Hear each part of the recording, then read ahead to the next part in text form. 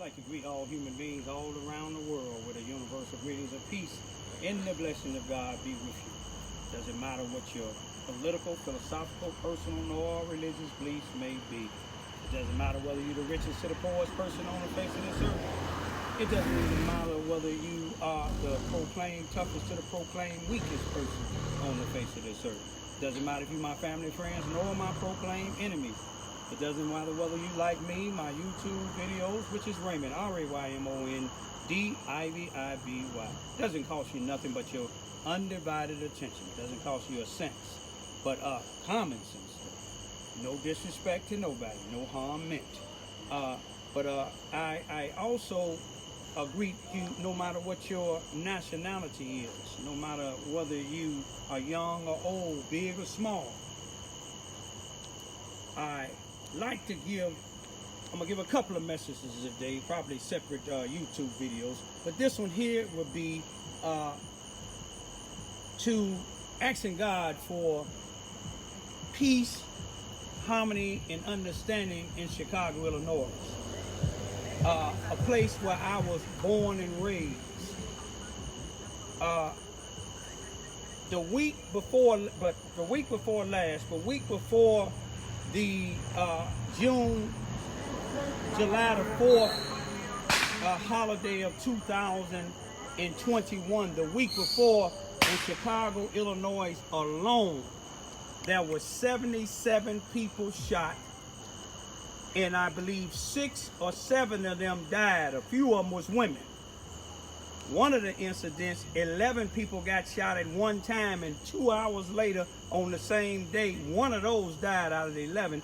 2 hours later, 6 people got shot at one time in the same place, and one of them died, and it was a female.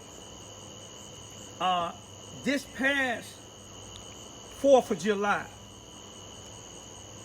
2021, in Chicago alone, 92 people shot, 16 killed. 92 shot, 16 killed. The week before that, 77 people shot, 6 killed. But the mayor of Chicago, Lori Lightfoot, she made a comment during the time that I was up there from June the 10th to June the 20th. She made a comment saying on the news, and she should be ashamed of herself. And anybody believe what she said should be ashamed of themselves. Y'all should be ashamed to have her as your mayor. I don't care what your political, philosophical, personal, nor religious beliefs may be. Anytime she get on the news and say that Chicago, Illinois is safe, there's no truth to that. This was in June now. Look what just happened the week before last and this week. And things been happening before she made that statement and after. Her and the superintendent of police, which they say he come from Texas somewhere, they would tell you, they will give you statistics about last year, talking about how since last year the violence declined. I don't care how much it declined last year or the year before last, the week before last, it's a shame to have 77 people shot, 6 of them died. It's a shame just this past weekend, 92 people shot and 16 killed. Ain't nothing declined about that. That elevated from one week to another. And that's what counts. But see, I'm going to just tell y'all and straight up, we can't blame all the Chicago police because some is doing the job. I remember when we had the repair for my son and we had it in a certain area, and the police seen something that we didn't see. And the police came and told us that we are free, friendly security. And some of my family members in the city of Chicago, they explained to me what that is. a lot of time gangbangers go around just looking for crowds of people who they don't know and just get to shooting. The police said they seen certain cars going around and they could have saved our life. Because y'all see some of these people out here don't care about you being at a funeral, don't care about you being at a church, don't care about you got your little kid in the back. I ain't talking about no Ku Klux Klan. I ain't talking about no white police. I'm talking about blacks right now. I'm talking about blacks.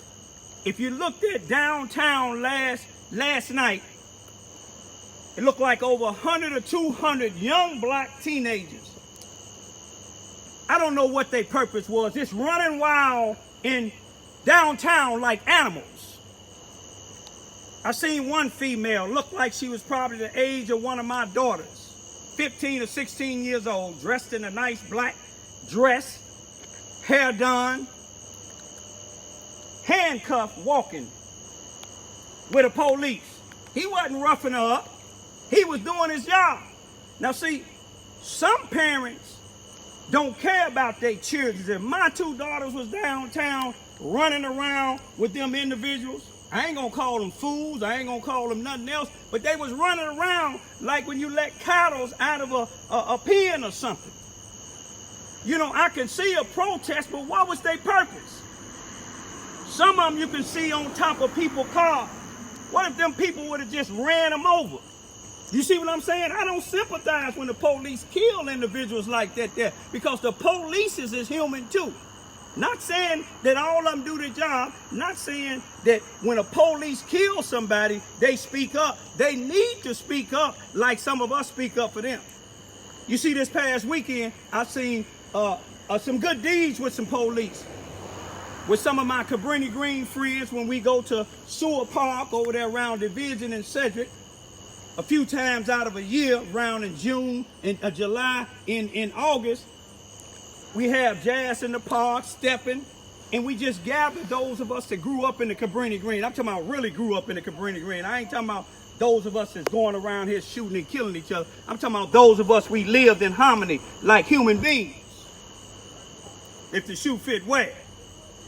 But anyway, they was out there dancing, and one sister was dancing, and the white police came dancing with her. You see what I'm saying? From the 18th district. My daughter, my oldest daughter in Chicago, they was having a picnic. Her husband's family, they was having a picnic out there. And the police was securing, making sure that nobody come over there shooting at them. My two grandsons, youngest grandsons that's be 2 years old in September, they was out there playing, and one of the police ladies came and looked at them and then went to the store and brought them a ball. You know, sometimes you got to give credit where credit due. But what we got to realize is, you know, the president signed a bill they call Juneteenth, when the last slaves was freed in Texas. But it don't seem like black folks, some places, they don't respect the fact what they they don't accept the fact that he signed a bill to show you that Juneteenth was the real last day of slavery. You see what I'm saying? July the 4th of 1776, we were still slaves. These people is celebrating July the 4th. Those who want to celebrate it, to each his own, but July the 4th, 1776, they was celebrating a harvest that black folks that they brought from over in Africa against our will in 1619 in the Mayflower. We was doing all they harvesting. We was doing all they planting. So that's what they celebrated. You see what I'm saying? But y'all wanted Juneteenth, you got Juneteenth. But what sense of Juneteenth and blacks still killing blacks?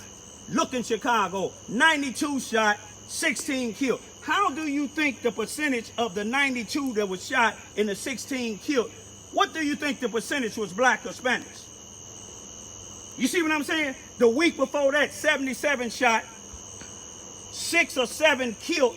What do you would think the percentage was black? In this 92 that got shot, a black female commander and a sergeant. I don't know their nationality or gender, but they were shot this past weekend.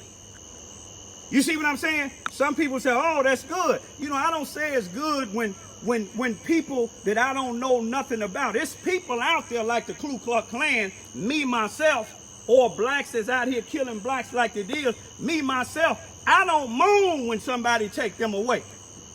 You see what I'm saying? Because I know the Ku Klux Klan mission is to kill us. Why? Them young blacks was in downtown running around wild, getting locked up. Like I said, maybe they had a purpose. Maybe that's their way of protesting. But in Philadelphia, when President Biden and Kamala Harris was finna go speak in Pennsylvania, why the blacks was out there killing blacks and the blacks was running wild downtown yesterday, here was 200, not two, but 200 white supremacists that didn't live in Pennsylvania, came from other places to protest. But let me tell you what the people in Pennsylvania did. They got to getting smoke bombs, and they showed what type of individuals those was. Them cowards got to running from 200 of them running from smoke bombs. Imagine if they came out with them AK-47s. Imagine if they came out like Tony Montana, meet my girlfriend. You see what I'm saying? But I'm just saying this to say something, y'all. If your kids was running around downtown, you need to ask them, what was your purpose? Maybe it's a purpose now. I don't know. Different people got different reasons to protest. But I'm still trying to figure it out.